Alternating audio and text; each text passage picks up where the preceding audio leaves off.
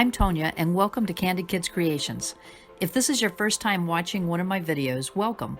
I started making these videos as a way to help teach my children how to cook and to pass on some household tips I've learned. We've decided to make our lessons public and to share what we're doing with others who may want to learn to cook or try out some of the ideas we found work for us. If you want to know when I post new videos, hit the subscribe button below and then post a comment saying I subscribed or introducing yourself. I'll respond to any comments made and look forward to getting to know you. So we're going to be making chocolate frosting today, and this is out of the Wilton cookbook.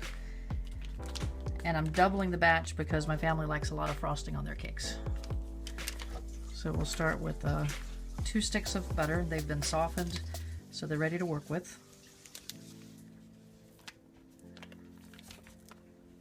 So I'm adding the cup of Crisco, and then we're going to mix that together until it's blended well before we add anything else. So once your shortening and your butter are nice and creamy, then I'm going to add in the vanilla extract, and because I'm doubling it, I'm going to put 2 teaspoons of vanilla. Because I'm making chocolate, I'm not worried about the color, so I'm using just regular vanilla.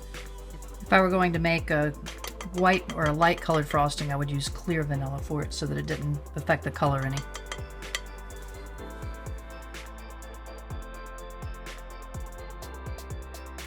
So the next step is to add a cup of cocoa powder, and I'm using the Hershey's dark cocoa powder to make it a little bit richer.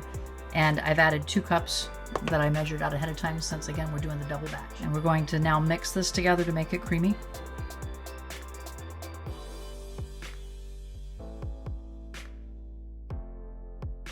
Now we're going to add 2 pounds of confectioner sugar or powdered sugar, and we're going to do it a little bit at a time. Because I have a 2-pound bag and I'm doing a double recipe, I'm just going to slowly pour it in as I'm mixing.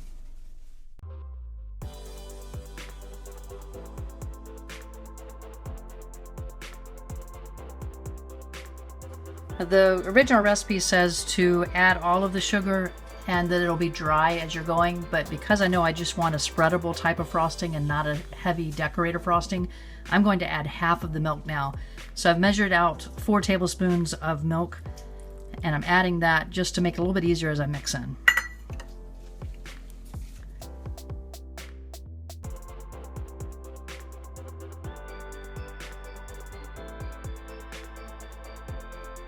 I haven't quite put all the sugar in yet, but because it's getting so dry and because I have a double batch inside my mixer, I'm going to add the rest of the milk for now.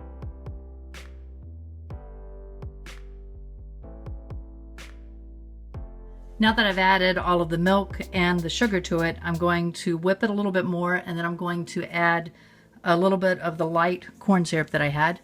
And this isn't necessary, but I want to make it a little bit silky, and so this is going to help make it smoother and silkier at the end. It's still drier than what I want, so instead of adding more milk, I'm going to do that.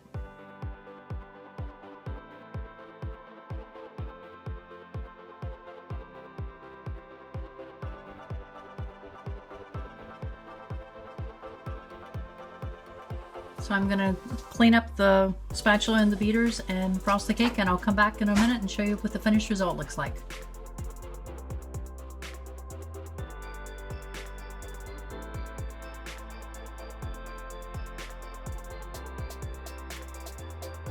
Let me know in the comments below if you've used this method or if you have another technique that works for you. Be sure to subscribe and hit the bell below if you want to know when our next video is ready. And if you like this video, please share it with a friend and like it below. I hope you'll check out our other how-to videos on cooking and real-life problem solving. Thanks for watching.